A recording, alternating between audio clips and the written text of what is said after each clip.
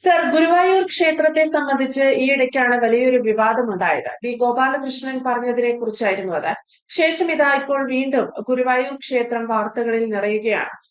വലിയൊരു അഴിമതി അല്ലെങ്കിൽ ഓഡിറ്റിംഗ് റിപ്പോർട്ട് സംബന്ധിച്ച ഒരു വിവാദമാണ് ഇപ്പോൾ വന്നിരിക്കുന്നത്. യഥാർത്ഥത്തിൽ ഗുരുവായൂർ ക്ഷേത്രത്തിൽ ഏതെങ്കിലും തരത്തിലുള്ള ഒരു അലംഭാവം അല്ലെങ്കിൽ നിരുത്തരവാദപരമായ പെരുമാറ്റം ജീവനക്കാരിൽ നിന്നോ ബന്ധപ്പെട്ട അധികാരികളിൽ നിന്നോ ഉണ്ടാകുന്നുണ്ടോ? ഇത്തരം പരാമർശങ്ങളിൽ എന്തെങ്കിലും വാസ്തവമുണ്ടോ? തീർച്ചയായും ഹിന്ദു ക്ഷേത്രങ്ങളിൽ വലിയ തരത്തിലുള്ള കൊള്ള നടക്കുന്ന ഒരു കാലഘട്ടത്തിൽ കൂടി നമ്മൾ കടന്നു പോവുകയാണ്. അതിന്റെ നമ്മൾ കണ്ടതാണ് ശബരിമലയിൽ നടന്ന ഓരോ സംഭവ വികാസങ്ങളും. ഇപ്പോഴും സ്വർണം ശബരിമലയിൽ സ്വർണം അടിച്ചു കൊണ്ടുപോയി എന്ന് മാത്രം പറയുമ്പോൾ അവിടെ നിന്ന് അടിച്ചു കൊണ്ടുപോയ ഒരു പ്രധാന സംഭവത്തെക്കുറിച്ച് ചർച്ച പോലും നടത്തുന്നില്ല എന്നതാണ് സത്യാവസ്ഥ. ഇറിഡിയം എന്ന് പറയുന്ന അതി കോടികൾ വില പിടിക്കുന്ന ഒരു ധാതു ലവണം, അവിടെ കെമിക്കൽ അവിടെ ഉണ്ടായിരുന്നത് അവിടെ എവിടെ പോയി എന്ന് ആർക്കും അത് പറയുന്നേ ഇല്ല. ആരും തന്നെ എടുത്ത് പറയുന്നേ ഇല്ല എന്നാണ് ഞാൻ മനസ്സിലാക്കുന്നത്. എന്തായാലും നമ്മൾ ശബരിമല വിഷയമല്ല ഇപ്പോൾ. കാരണം അവിടെ എന്തൊക്കെയോ അന്വേഷണങ്ങളൊക്കെ നടക്കുന്നുണ്ട്, പോകുന്നുണ്ട് എന്നൊക്കെ നമ്മൾ കാണുന്നുണ്ട്. എന്നാൽ പോലും ഇതിന്റെ പേര് പറഞ്ഞ് നടത്തിയ സമ്മേളനത്തിന്റെ കണക്ക് പുതിയ പ്രസിഡന്റ് കൊണ്ടുവന്ന് അവതരിപ്പിച്ചപ്പോഴും അതിലും വലിയ കള്ളക്കണക്കുകളാണ് നമ്മൾ കണ്ടത്. ഞാന് ഇപ്പോഴത്തെ പ്രസിഡന്റിനെയൊക്കെ വളരെ നല്ലൊരു വ്യക്തിയിൽ കണ്ടുകൊണ്ടിരിക്കുന്ന ഒരു വ്യക്തിയായിരുന്നു. കാരണം രാഷ്ട്രീയക്കാരനല്ല. പക്ഷെ അദ്ദേഹം ഇരിക്കുമ്പോഴും ഇപ്പോ ഇതിന്റെ എന്തൊരു സമ്മേളനം നടത്തിയതിന്റെ കണക്ക് അവതരിപ്പിച്ചപ്പോൾ അതിലും കാണാനിടയായി വലിയ വലിയ കള്ളത്തരങ്ങൾ. അതവിടെ നിൽക്കട്ടെ. ഗുരുവായൂർ ക്ഷേത്രത്തിൽ എന്താണ് നടക്കുന്നത്? ഗുരുവായൂർ ക്ഷേത്രം സത്യത്തിൽ കഴിഞ്ഞ കാലഘട്ടങ്ങളിൽ അവിടെ എങ്ങനെയാണ് അതിന്റെ സമിതി എന്നും അത് ഭരണം എങ്ങനെയാണ് മുന്നോട്ട് പോയിരുന്നതെന്നും എല്ലാ ഗുരുവായൂരുകാർക്കും നന്നായിട്ട് അറിയാം. ഗുരുവായൂരിന്റെ ഭരണം നടത്തിയിരുന്നത് ആ ഗുരുവായൂരിന്റെ ചുറ്റുപാടുമുള്ള ഭക്തർ കൂടിയിട്ടായിരുന്നു. ആ ഗുരുവായൂർ ക്ഷേത്രത്തിന്റെ പരിസരത്തുള്ള ഊരാളന്മാര് അല്ലെങ്കിൽ നമ്പൂരി കുടുംബങ്ങളാണ് അവിടുത്തെ പൂജാതി കർമ്മങ്ങൾ ചെയ്തിരുന്നത്. അതുപോലെ അവിടുത്തെ മറ്റുള്ള ഷാരടിമാരും അല്ലെങ്കിൽ വാരന്മാരും അവർക്കൊക്കെ ഓരോ അവകാശങ്ങൾ ആ ക്ഷേത്രത്തിലുണ്ട്. കൂടാതെ ജനറൽ കമ്മിറ്റിയായി ഈ അമ്പലത്തിന് ഒരു കമ്മിറ്റിയും ഒരു ചെയർമാനും ഒക്കെ ആയി കാലങ്ങളായി ഭരണം നടന്നിരുന്ന ഈ ക്ഷേത്രം അങ്ങ് വലുതായപ്പോൾ അത് രാഷ്ട്രീയക്കാരൻ വന്ന് കൈയടക്കി. രാഷ്ട്രീയക്കാരന്റെ ഇഷ്ടത്തിന് രാഷ്ട്രീയക്കാരൻ അവനെ എന്തൊക്കെ ചെയ്യാൻ പറ്റുന്ന കള്ളത്തരങ്ങൾ എന്തൊക്കെയുണ്ടോ എന്ന് കാലഘട്ടങ്ങളായി കാലാന്തരെ നടത്തിക്കൊണ്ടിരുന്നു. അതിന്റെ പരിണിത അവസ്ഥയിൽ വന്നു നിൽക്കുകയാണ്. ഞാൻ ഒരു കാര്യം പറഞ്ഞു തരണം. ഈ ഗുരുവായൂർ ക്ഷേത്രത്തിൽ ഒരു ജോലിക്കാരൻ എന്ന് പറഞ്ഞാൽ അത് ആ ഗുരുവായൂർ പ്രദേശത്ത് പരിസരത്തുള്ളവർ മാത്രമായിരുന്നു പൂജ ചെയ്യുന്നതും അവിടെയുള്ള ഓരോ ജോലികൾ ചെയ്യുന്ന ജോലിക്കാരും. ഇന്ന് അതൊക്കെ മാറിയിട്ട് അവിടെ അപ്പോയിന്റ്മെന്റ് വരെ എന്താണ് അതിന്റെ അവസ്ഥ? PSC ഒന്നുമല്ല നടത്തുന്നത് ഞാൻ മനസ്സിലാക്കുന്നത്. അതിനുള്ള അപ്പോയിന്റ്മെന്റ് കമ്മിറ്റി എന്ന് പറഞ്ഞുകൊണ്ട് തിരുവനന്തപുരത്തിരുന്ന് അത് കൺട്രോൾ ചെയ്യുന്ന ഒരു പ്രത്യേക അവസ്ഥയിലേക്ക് ഗുരുവായൂർ പോയിക്കൊണ്ടിരിക്കുകയാണ്. ഇനി ആ കമ്മിറ്റിയിൽ ഹിന്ദുക്കളല്ലാത്തവരും ഉണ്ടോ എന്ന് പോലും നമ്മൾ സംശയിക്കേണ്ട ദിവസങ്ങൾ അടുത്തിരിക്കുകയാണ്. എന്തൊക്കെ തന്നെയായാലും ഇപ്പൊ ഓഡിറ്റർ ജനറൽ കമ്മിറ്റി കണ്ടെത്തിയ കുറച്ച് കാര്യങ്ങൾ കേട്ടാൽ നമ്മൾ പൊട്ടിച്ചിരിച്ചു പോകും. നമ്മളെക്കാട്ടിലും കൂടുതൽ ചിലപ്പോ അന്യമതക്കാരായിരിക്കും ചിരിച്ച് കൈയടിക്കുക. കാരണം ഗുരുവായൂർ ക്ഷേത്രത്തിലെ വലിയൊരു അസറ്റാണ് അവിടുത്തെ ആനകള്. ഈ ആന കെട്ടിയിട്ടിരിക്കുന്ന ആനത്താവളം ഈ ഗുരുവായൂർ പോയി കാണുന്നു. ഈ ആനകള് ഈ 100-100 ചില ആനകള് അവിടെ വളരുമ്പോൾ ആനകൾക്ക് കാലാന്തരെ ആനയുടെ കൊമ്പ് ഇങ്ങനെ നീണ്ടുവരും. അപ്പോ ആ കൊമ്പ് നീളുമ്പോൾ എല്ലാ ആന വളർത്തുന്നവർക്കും അത് അറിയാവുന്ന കാര്യമാണ്. ആ കൊമ്പ് മുറിച്ച് സൈസാക്കണം. അത് കറക്റ്റായി വെക്കുമ്പോഴാണ് ആനയ്ക്ക് ആ ഭംഗി കിട്ടുള്ളൂ. അപ്പൊ ഇത് അവിടെ സ്ഥിരമായി ചെയ്യുന്ന ഒരു വർക്കാണ് ഈ ആനയുടെ കൊമ്പ് മുറിക്കുക എന്നുള്ളത്. ഈ ആനക്കൊമ്പിനെ കുറിച്ച് അറിയാലോ. ആനക്കൊമ്പയുടെ അതിന്റെ ആനക്കൊമ്പിന്റെ പൊടിക്ക് പോലും ലക്ഷങ്ങൾ വിലയാണ്. ഈ ആനക്കൊമ്പിനും വിലയാണ്.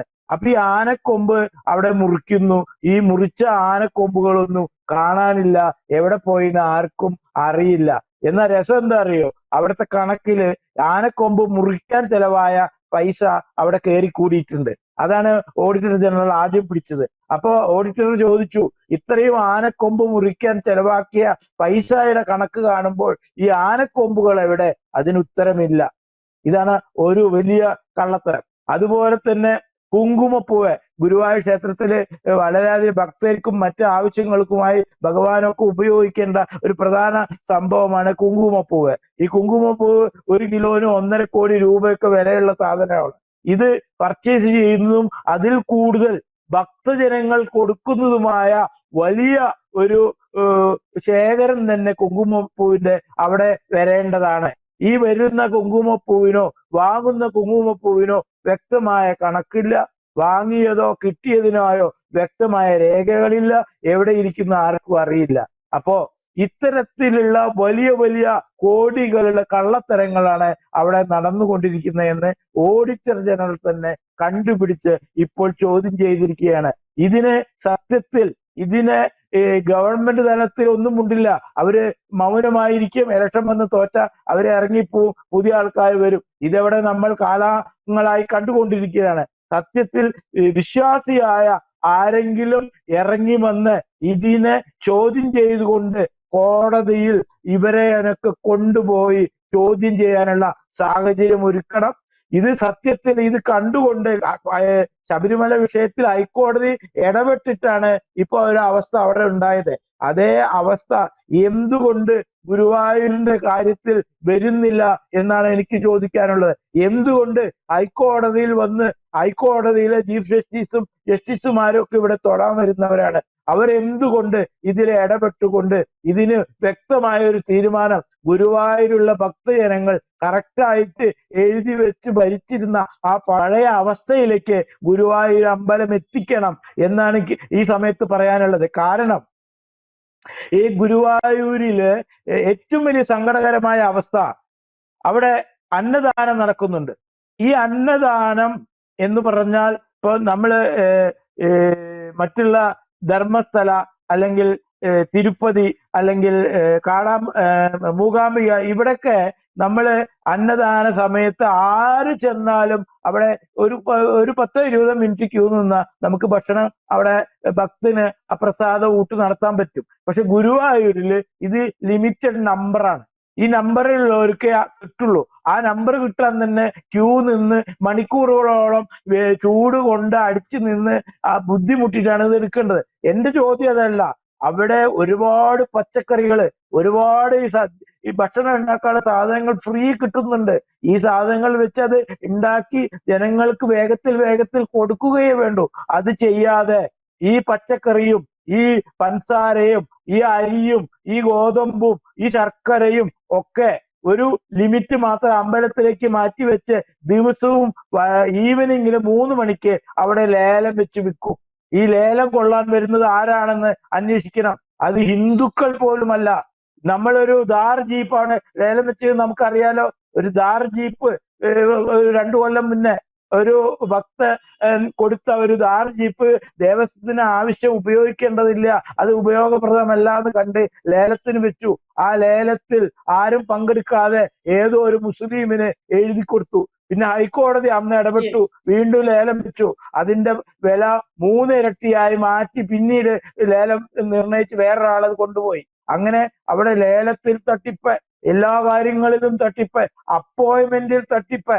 ഇത് രസം എന്താ അറിയോ, ഈ കമ്മിറ്റിയിൽ പ്രധാനമായി വന്നിരിക്കുക അവിടുത്തെ MLA ആണ്, മുസ്ലിം MLA. പുള്ളിക്ക് എന്ത് വിശ്വാസം? പുള്ളിക്ക് എങ്ങനെ എന്തെങ്കിലും അടിച്ചു മാറ്റണമെന്നല്ലാതെ ഇത് നന്നാവണമെന്നുണ്ടോ? ഞാൻ ചോദിക്കുക, അതിന്റെ തൊട്ടപ്പുറത്ത് പുത്തമ്പള്ളിയുണ്ട്. ആ പുത്തമ്പള്ളി ജാറത്തിന്റെ ഭരണം നടക്കുമ്പോൾ അവിടുത്തെ MLA ഒരു ഹിന്ദുവാണ്, CPM-ന്റെ ആണെന്ന് തോന്നുന്നു. ആ ഹിന്ദുവിനെ ആ പള്ളി ആ ജാറ കമ്മിറ്റി കൂടുമ്പോ അവിടെ വിളിച്ചിരുത്തുവോ? ഇല്ലല്ലോ. എന്താ പിന്നെ ഹിന്ദുവിന്റെ ക്ഷേത്രത്തിൽ ഇവർക്ക് കയറി ഇരുന്നു കൊണ്ട്? എന്നാ ശരി, മുസ്ലിം ആയതുകൊണ്ട് കുഴപ്പമൊന്നുമില്ല. ഇവിടുത്തെ ഈ വൃത്തികെട്ട കള്ളത്തരങ്ങൾക്ക് എതിരായി സംസാരിച്ച് ഇത് ഒരക്ഷരം MLA മുണ്ടില്ല. ഈ കള്ളത്തരങ്ങൾ മുഴുവൻ പുറത്തു വരുന്നു. എന്നാ MLA ഒരു പ്രസ്താവന ഇറക്കണ്ടേ? ഇത് ശരിയല്ല, ഇതിവിടെ പാടില്ല. എന്താ MLA പറയാത്തത്? അപ്പൊ MLA അതിന് കൂട്ടാണ്. അപ്പോ അതുകൊണ്ട് തന്നെയാണ് ഗുരുവായൂരിൽ ഒരു വിശ്വാസിയായ ഹിന്ദു തന്നെ MLA ആയി വന്ന് ഈ കമ്മിറ്റിയും കാര്യങ്ങളും വളരെ ഭംഗിയായി നടക്കണം എന്ന് തന്നെയാണ് ഭക്തജനങ്ങളുടെ ആവശ്യം. യെസ്, എന്തായാലും ജയശങ്കർ സാർ സൂചിപ്പിച്ചതുപോലെ ഗുരുവായൂർ ക്ഷേത്രവുമായി ബന്ധപ്പെട്ട് വ്യാപകമായ അഴിമതിയുടെയും അല്ലെങ്കിൽ അത്തരത്തിലുള്ള കള്ളത്തരങ്ങളുടെയും ഒരു നിര തന്നെ അല്ലെങ്കിൽ ഒരു ലിസ്റ്റ് തന്നെ പുറത്തുവിടാൻ സാധിക്കുന്നതാണ്. ഗുരുവായൂരിൽ ആനയുടെ കൊമ്പ് മുറിക്കുന്നതുൾപ്പെടെ അല്ലെങ്കിൽ ഓഡിറ്റിംഗ് നടത്തുമ്പോൾ ഇത്തരം വിഷയങ്ങളിൽ ഉൾപ്പെടെ വലിയ ക്രമക്കേടുകൾ കാണാൻ സാധിക്കുന്നു എന്നുള്ളതാണ്. കുങ്കുമപ്പൂവിൽ പോലും യഥാർത്ഥത്തിൽ ഒരു വലിയ കള്ളത്തരം ഗുരുവായൂരിൽ നടക്കുന്നു. അങ്ങനെ വെച്ച് നോക്കുമ്പോൾ പൂജകളുടെ കാര്യത്തിൽ അല്ലെങ്കിൽ ഗുരുവായൂരിലേക്ക് വരുന്ന വലിയൊരു പണമുണ്ട്, അതിന്റെയൊക്കെ കാര്യത്തിൽ അത് നേർച്ചയായാലും കാഴ്ചയായാലും ഭക്തർ നൽകുന്ന ഇത്തരത്തിലുള്ള വിശ്വാസപൂർവമായ സാമ്പത്തികപരമായ കാര്യങ്ങളിലൊക്കെ വലിയ അഴിമതി നടക്കുന്നുണ്ടോ എന്നതൊക്കെ വലിയ ചോദ്യം തന്നെയാണ്.